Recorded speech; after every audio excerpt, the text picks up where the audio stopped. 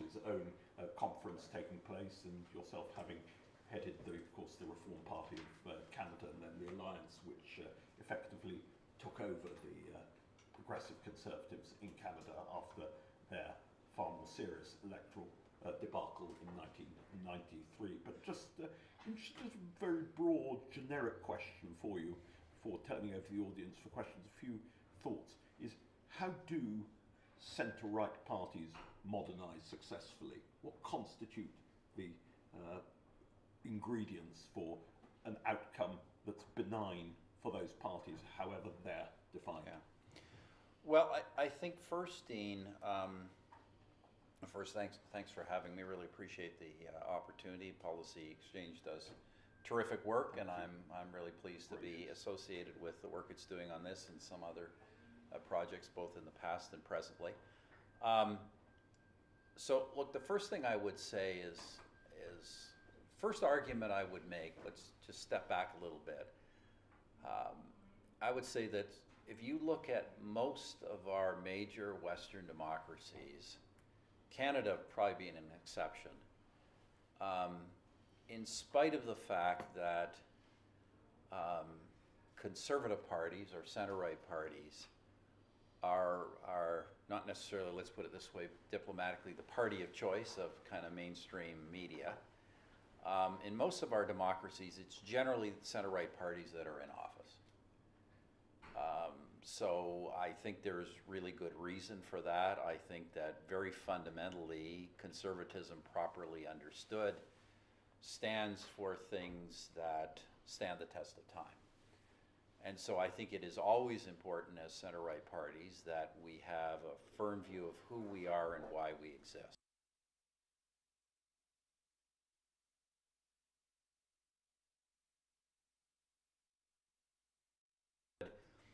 Is a party that is market-oriented, but without being libertarian ideologically. It's a party that is faith and family-oriented, but not theocratic. It's a party that's nationalist and patriotic, but not xenophobic or isolationist. So I kind of think we start that those are the kind of core values, and those are the things that we should stick to as we try and address the policies and issues and trends and developments of the day. But the developments of the day always matter. They matter in terms of time, they matter in terms of place. I won't comment a great deal on the specifics of what the British challenges are today because I don't live here and frankly I don't know necessarily. But I will, as chairman of the International Democracy Union, the Center-Right Federation, makes an observation about a trend we see everywhere.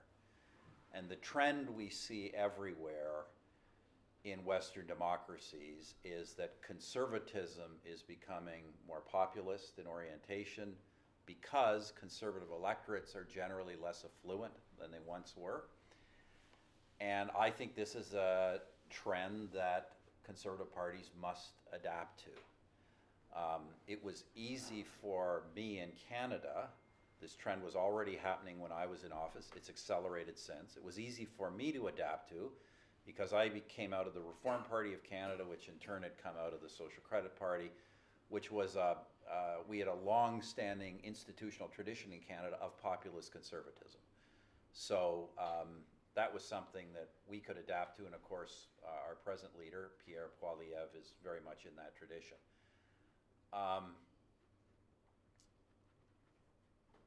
When parties do not adapt to that, if they don't adapt to that in some way, then I think you face real risks. And we're seeing the risks in countries where parties refuse to adapt to that.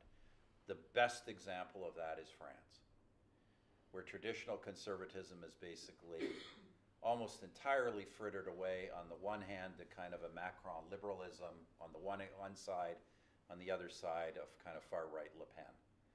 And if you don't, as they say, adapt to these realities that conservatism today has to be more populist than it once was, then I think that's where you'll end up. You'll end up with conservatism if conservatism is an elitist, purely elitist establishment force, it will become very small. So it's got to adapt, but the challenge, as I said a bit earlier today, Dean, the challenge for conservatives is becoming a populist conservative and not a conservative populist, and there is a big difference. And when you just look at the grammar of these situations, I recall at a low moment of the Reagan presidency in 1982 when I was in Washington, a man called M. Stanton Evans, who was one of the founding fathers of the modern conservative movement in America, part of the Goldwater movement. He said with great sort of dissatisfaction with the sort of the common conservative discourse of the time, he said, everybody's talking about Joe Sixpack, but what are we going to do for the country club? And that was a sort of early iteration of the question that is asked here now, red wall versus blue wall seats. I know one or two people have been sort of sceptical of that terminology. Boris Johnson was certainly sceptical of the terminology, but it's a question also put in another way by David Frum over in the United, is that you've got basically a populist base that is culturally conservative, whose economic interests are potentially at odds with those of upper income, wealthier suburban, as opposed to those bits of the suburbs perhaps are in decline. I'm just interested again in the International Democracy Union, how you see all centre-right parties across the world, ourselves included, your experience.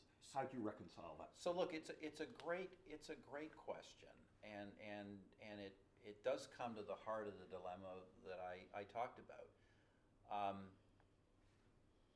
The conservatism I describe, the reason, I'm an economist by training, I'm a market-oriented economist. The reason I'm a market-oriented economist is I think the data is pretty clear over the long term that everyone does better under good market-oriented economic policy. Capital does better and labor does better. Both do better. And so as a populist conservative, you are looking for ways to make sure that the less affluent people, who frankly in most of our countries have not been doing very well in the last couple of decades, making sure you've got policies where they will benefit. But that's different than seeking policies that will just destroy capital. And there are such policies. I can give you some I can give you concrete examples. When we cut taxes in Canada, we made sure we mixed our tax cuts. We didn't just cut capital gains and higher income taxes, we cut lower income taxes, and we cut consumption taxes. We made sure that everyone benefited from a tax cutting agenda. In the area of immigration here, I know it's a sensitive area, but it's got to be tackled. Are the immigration policies that our countries are pursuing, are they policies that are broadly benefiting us? Obviously, we need, in many cases, we need immigrants with certain skills, immigrants who are willing to do certain jobs, but are we sure that they're not just contributing to our economy, but in a way that is not pulling wealth away from the traditional working class? I have been very critical, was critical in my own time in government, but critical of the present government in what I call these temporary foreign worker programs, which I think are devastating in terms of working class interests. Let's remember as conservatives, and today the less affluent conservative voter is a big chunk of the electorate. Why are they conservatives?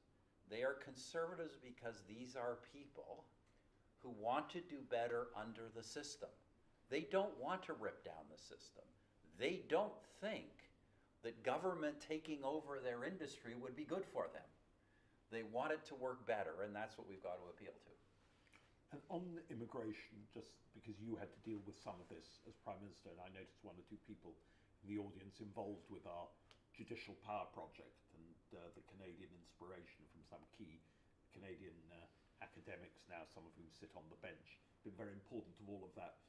One of the problems in this country, in the perception perhaps of a chunk of the voters that the Conservatives lost at the last election, is that elected ministers of whatever hue no longer have control of the borders. Everybody else has got control of the borders, preeminently through the mechanism of the Human Rights Act, but not just the Human Rights Act, the judges, and of course issues around the judiciary have been prominent in Canada. We're just wondering, without getting into, as you say, the kind of excesses of populism, right, what's across the Anglosphere, perhaps it's the Anglosphere rather than the totality of centre-right parties in the international democracy, because of our own unique constitutional and common law traditions. What's your advice as you look in the Anglosphere to how a sensible approach for handling judiciary and, as it were, regaining control, to use a term of art, which Well, we're familiar with? I wouldn't just talk about the Anglosphere. I mean, you see Germany, Sweden, you see these issues are everywhere. Look, a premise, a proposition of the modern left is that opposition to immigration in any form, including total uncontrolled illegal immigration, that any kind of opposition to even that immigration is racist. That's just the principle. That's wrong. It's simply not true. Now, it doesn't mean that there aren't people opposed to immigration who are racist. There are. But the responsibility of a conservative is to have an intelligent immigration policy that will benefit the country broadly, including immigrants, but also will deal with abuse and illegality and the downsides that immigration can sometimes present. You've got to deal with these things honestly. Like any other area of public policy, it can have good effects and it can have bad effects. It can be done right and it can be done wrong. Our job is not to be, obviously not to mimic the left on immigration, because we will and we have lost to Reform and to the Rassemblement National and the AfD in Germany. We've lost votes to these people because conservatives refuse to address the issue. That's wrong. Same time, we don't want to be those people. We've got to pull out the strengths that immigration can provide. Look, you're asking a question bigger than immigration, Dean. The question you're really asking is about the excesses of judicial activism. And I just think this is a trend we're seeing everywhere, where unelected judges are increasingly seem to be asserting their right to be legislators, plain and simple, and to override the political decisions of elected people. And whether it's immigration or anything else, we have to put limits on that. I think a big part of the reason I never took a position on Brexit one way or the other, but I think a big part of the reason the British people voted for Brexit is they wanted to live in a democracy and not a technocracy. Brussels is a technocracy where unelected judges and officials have the final say, and the British system that we have inherited, Americans, Canadians, and others, and for that matter most national governments around the world, are still constitutionally democracies where legislators have the final say and where they must insist on having the final say. And just going back to the question of, you mentioned immigration, but more widely on demography, again, as much as anything from your vantage point from the International Democracy Union, just how do centre-right parties cope with demographic change? For example, you had to be the first leader of the broad Canadian right to address in your own particular way the whole question of the demographic decline of Quebec, the rise of the Western provinces from whence you come, the decline of Quebecois separatism as the salient issue for Canadian elites in Canadian politics, political elites that time. Just some of your thoughts on, what do centre-right parties, obviously we don't have to have Quebec, we've got the whole question of Scotland. Well, look, my answer may sound terribly simple, but I do think it's a simple answer. People would ask, what do you do about Quebec? Traditionally, the Conservative Party extremely weak in Quebec, at least since the late 1800s. Conservative Party weaker, certainly when I was there, among younger demographics, and weaker, and we were traditionally very much weak among newer immigrant groups. The position, the approach we took on all of these groups was the same. It was to appeal to those people in those groups who shared conservative values. Our approach was not to get every immigrant to become a conservative, or every Quebecois to become a conservative, or every young person to become a conservative. It was to make sure that conservative young people were voting conservative, and conservative Quebecois were voting conservative, and conservative immigrants were voting conservative. And guess what we found? What we found was that big slices of all those groups were in fact conservative. And the way we got them to vote for us was by getting inside those communities and identifying people who actually shared our values. We weren't changing our values for those communities, we were connecting with them. So often as what conservatives around the world are terrible at doing, and what the left is great at doing is connecting with people. I used to be amazed how, we still see this in Canada, left-wing politicians will go to immigrant groups, in some cases, very traditionalist, faith-oriented groups. They'll go into these rooms with people, they don't agree with them on a single thing, but they will be there and they will make the connections, they'll get their votes. We went and did the same thing, the difference being all of a sudden, we actually were much closer to their thinking than they were on some issues. We got a majority of the New Canadian vote. We carved out a base in Quebec. I was the first conservative leader in over 100 years to create a permanent conservative electorate in Quebec that could reliably deliver us seats. We now get at least a dozen in every election. We used to get none, except when we had landslides.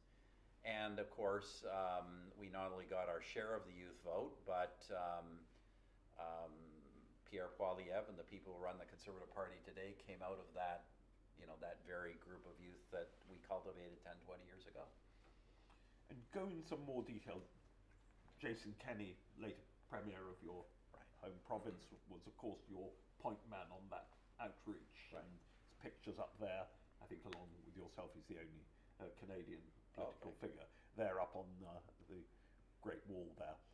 Say something more about the detail, because here it's become quite polarized in this country in terms of which groupings go for which parties. The ascendancy from 2019, even to some degree in 2024, of the Conservatives amongst sections of the Hindu population and so on. Perhaps the opposite. I think that chunks of the Canadian Muslim population never warmed to the Conservative message. To describe that mix of things, how to do that outreach in a little more detail. Look, the outreach was, it wasn't scattershot. There were some groups that would be we felt more inclined to vote Conservative than others. We used to say that when it came to what we call new Canadian groups, which isn't just immigrants, but maybe the parents or the children of people who are relatively new cultural groups in the country. We used to say that what we were trying to do was turn small C conservatives into big C conservatives. Where in these groups, who were the groups that were what I described? Groups that were economically aspirational, business oriented, educationally oriented towards high education and professional standing. Groups that were faith oriented but not necessarily extreme on faith. And obviously groups that were aligned with kind of Canada's traditional place in the world. Well, what did we find? We found that, for instance, among East Asian groups, Chinese, Korean, Vietnamese, very high percentages of these groups were potential Conservative voters and became Conservative voters. On the other extreme, the probably other extreme would have been Sunni, Arab, Muslim backgrounds. Not identifying certainly with a foreign policy of my government or Canada's traditional position in the world, and in many cases actually theocratic. So they're actually not a good fit in a Conservative Party. It's a great irony if you look in Canada, voters who are both theocratic, very hardline Sikhs, hardline Muslims, but also have no religion, that's who votes left. The righter tend to be people who are faith-oriented but more moderate in their faith. So, we looked for, what were the groups whose political views more correlated with our political philosophy, and we spent most of our time or most of our resources trying to connect with those groups, trying to be present at their events, sign them up to our party, etc. Now, of course, we're ultimately trying to recruit everyone, but really with a focus on those who, as I say, are small C conservatives, but weren't voting for our party. make those small C conservatives big C conservatives. I'm sure it's the same situation here. And final question for me before handing over to distinguished audience is just the broad question which we have in this country of whether you sort of, what have we lost most broadly, which conservatives ask themselves, in the centre ground, what have they lost on the quote right, if those terms mean anything anymore?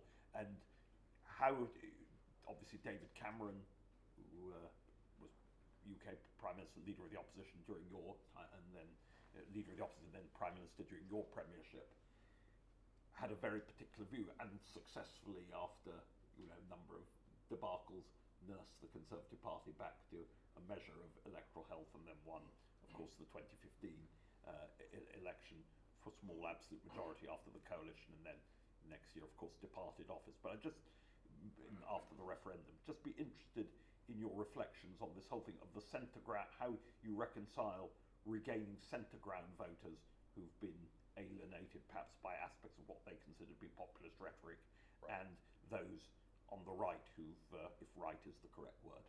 Well, I don't know whether those words are correct or not. I actually think whether the words are correct, I think they describe something real. But I think they're very different. When we say people on the right or people on the left, what I would say is these are kind of, we're referring to people who have strong political views that tend in a certain direction. I tend to think of people in the center as people actually just don't have strong political views. I don't think very many people are kind of ideological centrists. I think they're often just people whose political views are quite flexible and malleable, and they frankly only pay attention at election time. So, what I always used to say, and the formula I always had was pretty simple. A Conservative Party has to capture the bulk of people who have strong, what we call right-wing or conservative views, not necessarily extremist views, but have strong conservative views. We have to have the bulk of those voters, but then we have to be sufficiently pragmatic and intelligent to identify what the philosophically uncommitted voter cares about when we get around to election time, and to make sure we appeal to those people too. The formula I used to say, I said this earlier, Dean, as you know, is if you're a conservative and you allow a very large party to your right to develop, I think your chances of winning an election become very low, because you can't get the uncommitted voter to vote for you unless you have a chance of winning. And if you can't get a big chunk of your own base, you're not in the game. And that's what I think happened here last time. On the other hand, there will be people whose views are extreme, who are theocrats on social and moral issues, who are xenophobes or isolationists on immigration and foreign policies, who are ideological libertarians in ways that would be very damaging to the interests of ordinary working and middle class voters. Those fringes exist. You don't need those in your party. You don't want those in your party, but you can leave those out. But if you start leaving 5, 10, 20% of the public to vote for somebody else, as a conservative, you're not going to win. Brilliant. Thank you. I know there'll be questions here from the audience. Usual house rule, no question too outrageous. You just have to state your name and organisation first. Who do I see? I see somebody, a hand there in the aisle. Just if you wait till the microphone is brought over, you just state your name and organisation, please. Hi there, my name is Asia Cuthbert. I'm originally from Canada. You can probably tell from the accent, but I've been here for 15 years. I actually recently ran for the UK Conservative Party here. I ran in a seat in Kent, a seat that in 2019 had one of the biggest majorities in the country. And sadly, I lost by about 350 votes. But it was because of that right split. So Reform split the vote, and it allowed the Labour MP to come in by 355, seat majority.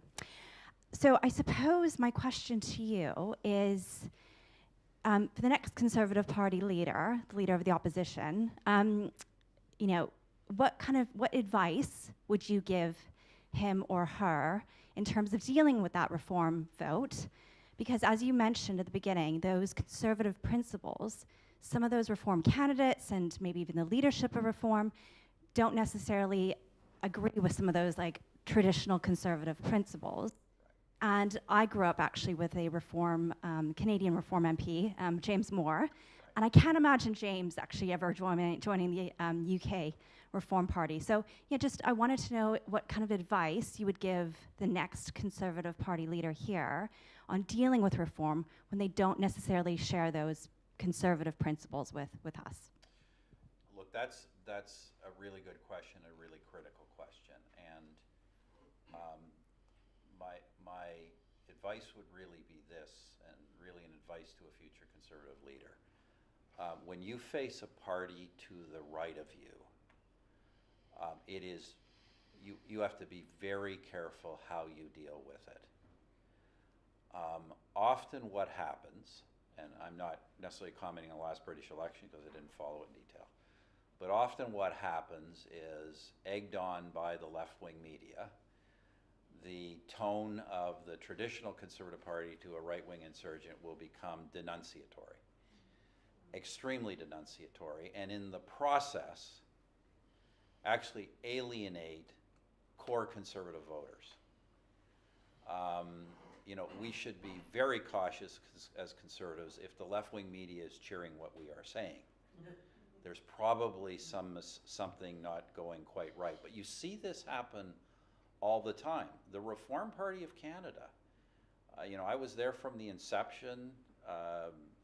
The Reform Party of Canada grew and surpassed the traditional Progressive Conservative Party to a significant degree, not because of what we did, and we did some right things, but because of the attacks on us from the PC party often drove their own voters to us.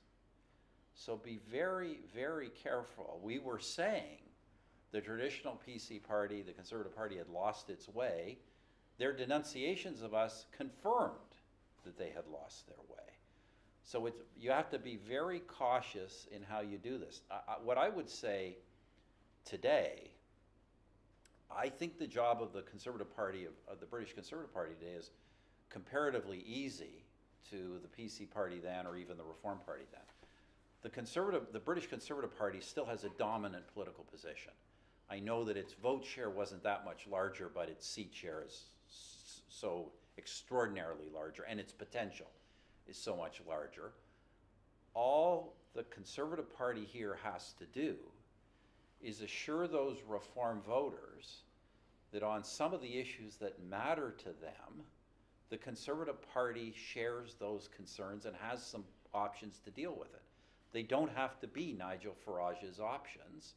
And there are things Nigel Farage stands for, such as, you know, some of the things he said about Russia that I don't think really represent where the average right-of-center British voter is. So you don't need to denounce the Reform Party or even denounce Nigel Farage. All you need to do is be a better option for the bulk of his voters, because you're already a better option for winning. Become a better option in substance as well.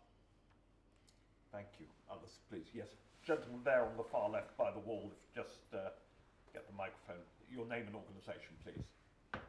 John Lloyd, I'm a journalist, contributing editor to the FT. Just a comment, first of all, it's not the case, I think, that the left, or certainly the centre-left, are now taking the view that all opposition to immigration is racist.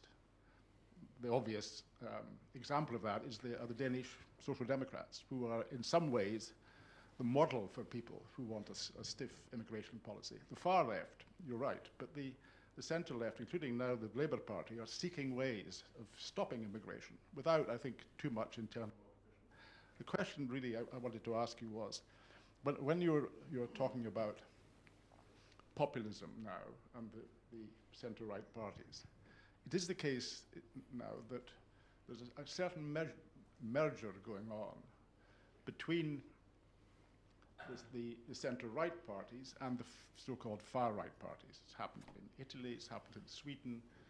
There's a big question mark now as to whether or not the CDU in Germany will, in the end, merge with either the Alternative for Deutschland or the Sarah Wagenknecht, both of them regarded as far-right. Is that move, do you think, towards a merger between the far-right, which remains democratic, and the centre-right, is that going to be a movement which we'll see much more of in the near future? Well, first of all, let me just comment on your comment.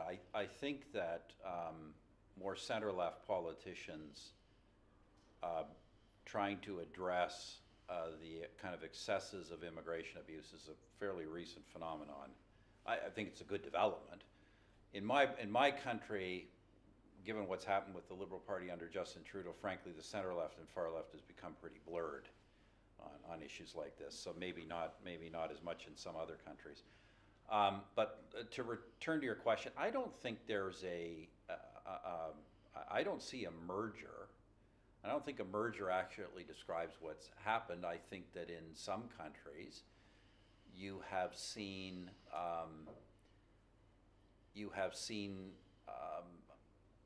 an adaptation. I think the best example is Italy. Fratelli d'Italia, you can trace its lineage back to the far right, but Fratelli d'Italia today is a mainstream conservative party. It's pro-European, it's market-oriented, it supports the Western Alliance, supports NATO's actions against Russia in favor of Ukraine. It has become, and taking a strong position on immigration abuse, which I think is a conservative position. There are, you've got Liga and you've got other parties that are more Russophile. So, and I think the same thing is true in Germany and Sweden. You're seeing, you're seeing conservative parties, which frankly had ignored the excesses of immigration abuse, starting to address those issues. But they're not becoming, like the Christian CDU in Germany is not becoming Russophile like the AfD. They're not calling for the dismantlement of Europe or other far-right kind of positions. So I don't think it's a merger happening. I think there are some conservative parties. To be blunt, I think there are conservative parties that have gone too far left or have got too unrooted from their values, that are trying to get back to their values, but in a way that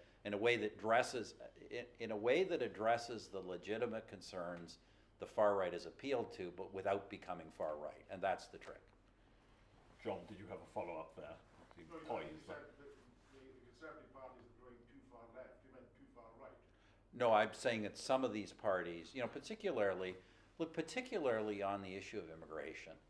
Look, I say this. I've never hesitated to say that we have to deal with immigration because when I was Prime Minister, Canada had the largest per capita immigration program in the world. So we were a pro-immigration party, but we dealt harshly with immigration abuse, and we were never advocates of open borders or anything remotely bordering on illegal immigration. Some conservative parties in Europe became, at best, completely silent on that issue. The CDU in Germany literally opened the borders in 2015. These are not conservative positions, and they paid dearly for them over time, and they're now, I think, coming back to a more legitimately conservative position. If I may, it is the case, Mr. Doctor, that some of the so-called far-right parties, the French, the Swedish, possibly Italian, the Swedish, and possibly, if he becomes president of France, Le Pen, have essentially embraced democratic policies. They had far-left and far-right in the past, but no longer. Well, look, in fairness, some of the so-called far-right parties today, they are extreme, but I was going to say I don't think any of them are actually fascist in the sense of supporting the violent overthrow of the government, which traditional fascism did, but they are all very extreme in some of their policy positions. Look, I think Le Pen is different. Le Pen is I don't mean she's a fascist, but Le Pen on economic policy is a national socialist. She is not a pro-business party. They are not a pro-NATO, pro-Europe party. I think they're of a different nature than what I would call a right-wing conservative and National Socialists are different things. And I think they're more in that camp. But that's just my kind of take on things. I think the problem in France is that there's really the more traditional conservative positions isn't represented by any significant force right now. Thank you. Further, I just want to get a sense of the room. Gentleman at the back, please. Name and organisation. Edward Folkes, member of the House of Lords. I was very interested to hear what you say about discovering conservatives, as it were, in unexpected places. Anyone under the age of 40 would not, I think, readily admit to adhering to the sort of values you very clearly adumbrated. Based on your experience, have you any advice, what we're discussing here, the future of the right, in trying to encourage those who quietly and silently, and almost shamedly, probably have the sort of principles you described, to actually supporting a right-wing vision? Well, so much of that comes down to leadership. You can't expect ordinary people to embrace your vision if leaders will not themselves articulate those values.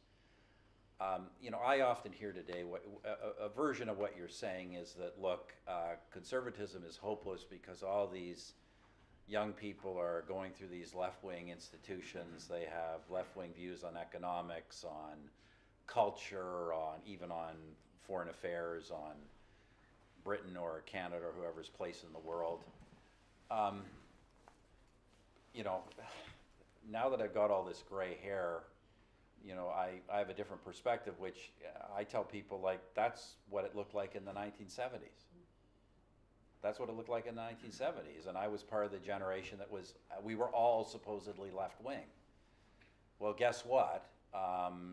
Yes, it was a very left-wing time, and it created societies that were culturally divided, economically failing, and we had authoritarians on the march around the world. And so what happened was a new generation of leaders came along that changed the direction, and by the way, attracted young people who didn't want to live in that world, came out of university, and guess what? Lo and behold, they weren't so left-wing as their professors thought they were.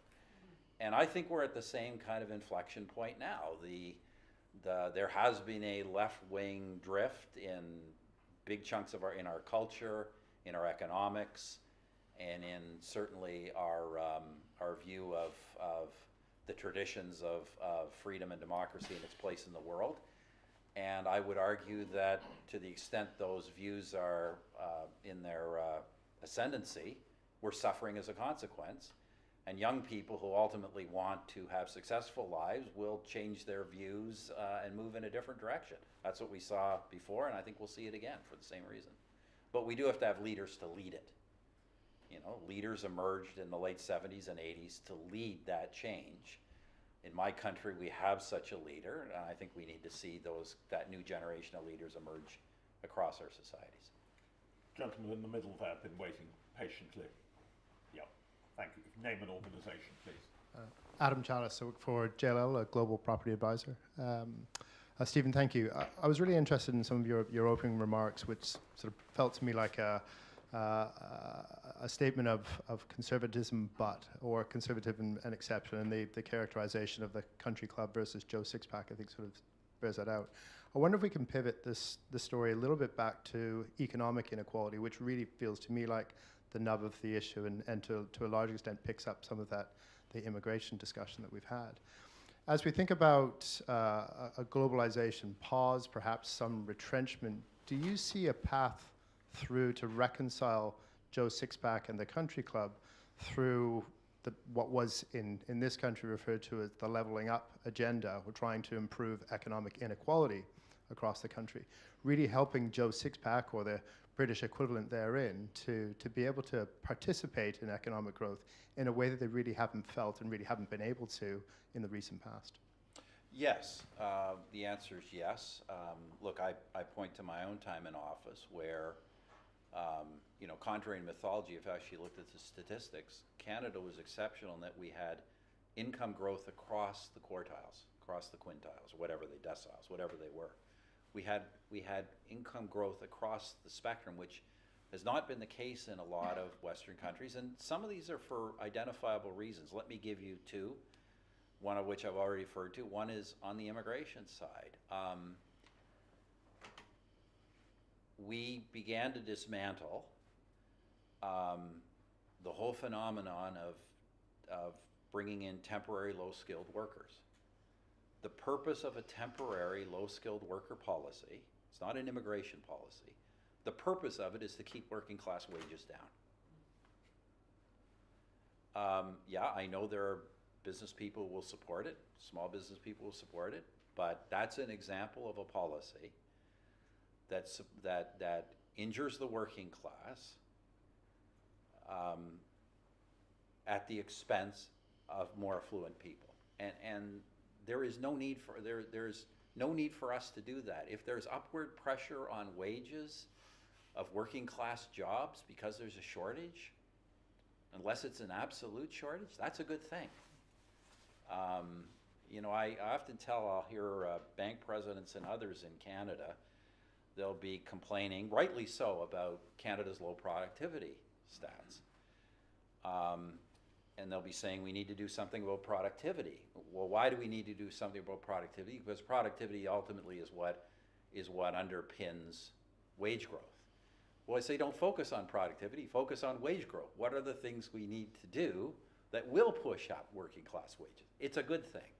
So getting rid of a temporary foreign worker policy is one way to do that. Another way is on trade.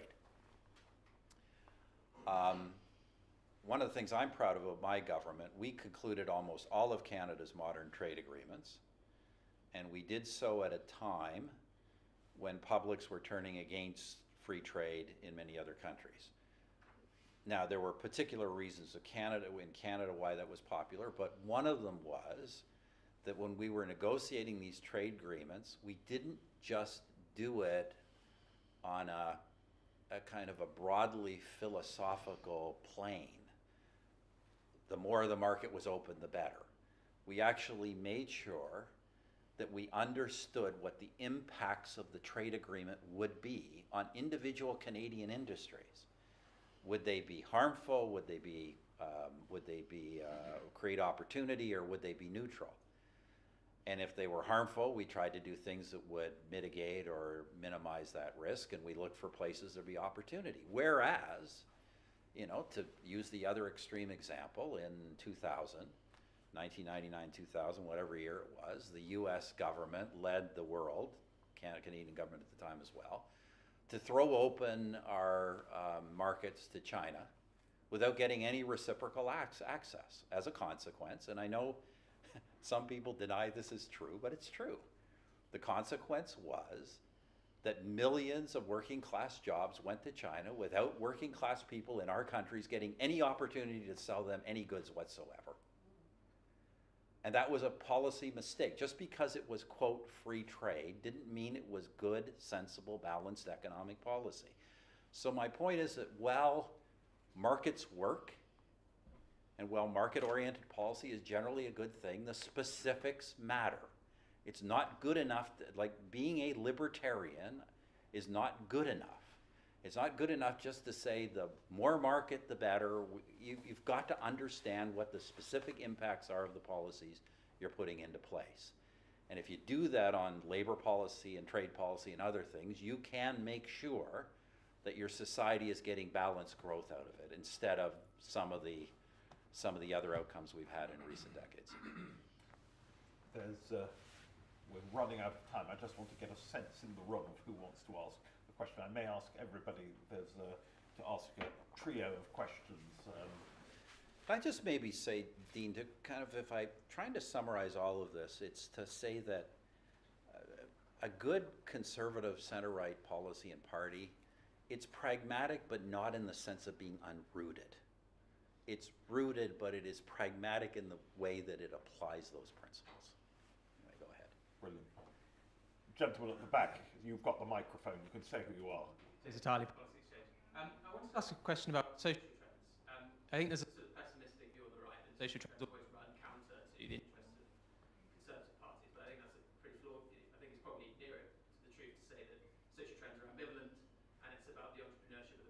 parties Right. to capture voters. So I wanted to ask whether there were any social trends in countries you observe in Canada here that you're optimistic about for the Conservative movement. Thank you. A lady there in the middle there. Name and organisation, please. Your question. Joanna Bogle, Christian Projects. I'm interested in the cultural conservatism. People in Britain who are vote Labour are nevertheless often very pro-monarchy. I lead history walks around London. You have young people being very amusing when I suggest the hideous buildings that have got to be pulled down. They are culturally conservative. And somehow the Conservative Party isn't speaking to that. Reagan managed to create a wonderful feeling of the great adventure called America, striding through history, which was a noble thing. Mrs. Thatcher, not so much. And David Cameron always looked like a rather bleak, horrid, successful, modern sort of chap who wanted to have, even his kitchen, he wanted it all boring stainless steel. Just at the time when there was a mood in Britain, actually, even architecturally and domestically, for something redolent more of our history. What's your question? And I want to know why we aren't addressing this as Conservatives. It's not mostly about money. It's about, well, in a way, conserving. One more question. I see someone else two more had their hand up. I can't resist giving everyone their chance. There's somebody by the wall. Thanks very much. Ben Dinsdale from Brunswick Group. Bit of a question as a Canadian, and you mentioned briefly a little bit of some of the trade deals that were agreed during your time as Prime Minister. So kind of quickly, what was, looking back in your time, what's kind of the thing that you're most proud of accomplishing? What's one of the things that you think you got most wrong, and what can that tell us about the future of conservative right-wing parties? And lady at the back, last question there. Name and organisation, please. Thank you. Diana Kyles, Calgarian by origin, international gas lawyer by trade, and a daughter of immigrants from this country to ours. My question actually links back to this gentleman's here. It's more of a how do we win the hearts and minds given social media, given all the different narratives that are going about being a conservative. I understand that you stated that we need to find our people from a tactical electoral perspective, but how do we also convince those that need to be convinced? So there's an awful lot of questions there, and I probably won't answer all of them. Let me just try and come up with some comments that address some of the thoughts. First of all, I think, I believe that conservatives should welcome the social media age. And while I don't deny that social media has some terrible downsides and creates all kinds of complications, first of all, I think social media is first and foremost really an expression of a free and democratic society. I think it is a inherently positive thing that we are no longer dependent on a handful of communications outlets to get information and to communicate information between citizens and their leaders. So I think that should be something we welcome, notwithstanding the challenges that it can sometimes present. I happen to believe, look, in this country, and I have to be careful here because I know that this country is very different than Canada. There is significant media diversity in this country. You know, in Canada, there is very little, shockingly little media diversity. And so really it is only through social media today, or principally through social media, that a conservative party can get its messages to the public. It really is very, very difficult to do so through traditional media. On the TV side, almost non-existent possibility. So I think that's an inherently good thing that we should embrace. And look, all these questions about culture and cultural change, what I just say about conservatism and cultural change is the following. Look, we live in dynamic societies, so change is a reality, and lots of people, in fact, maybe most people most of the time are seeking some kind of change. That's kind of an uphill battle for conservatives. On the other hand, the things that I see in the ideological left, the desire to completely deconstruct the family and any sense of traditional which I think runs contrary to the science of biology, to not just have our societies address our failings of the past, but have ourselves defined by our failures. And you know, this is it's by the especially true in the Anglosphere, but true in Canada, true here. Our societies, if you listen to academia today, seem to be nothing but sexist, racist, oppressive entities that have done nothing but destroy humanity.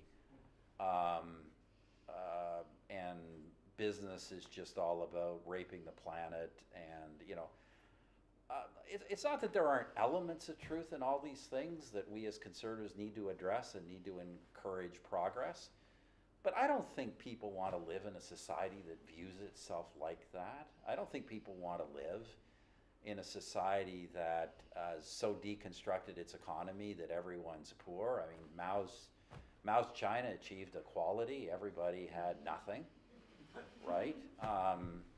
I don't think anybody wants to live in a society that, in spite of the fact we have the highest standards of living and frankly highest standards of social harmony of any places in history, that somehow views itself negatively.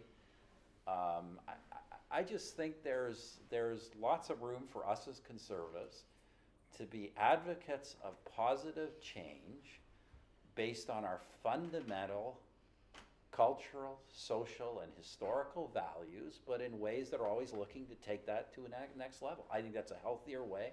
I think that's what people want to hear. And,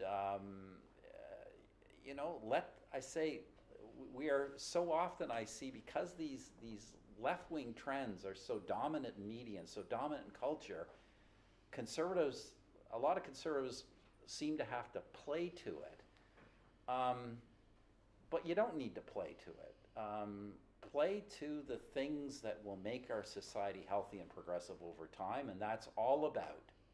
It is all about what conservatism is. It's all about seeing the future by building on the past, not seeing the future by ripping down the past and destroying it. And I think that's the kind of society people really want to live in.